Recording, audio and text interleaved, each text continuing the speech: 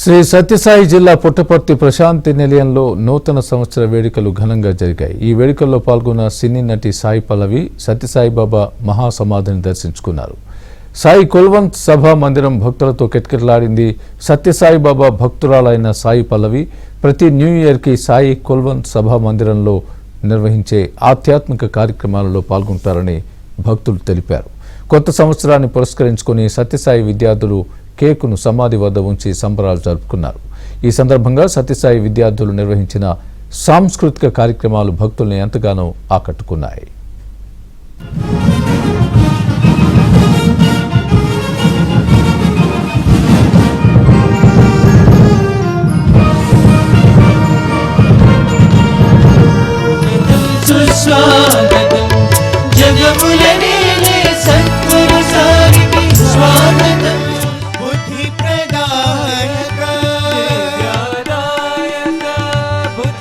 Narayan Narayan Narayan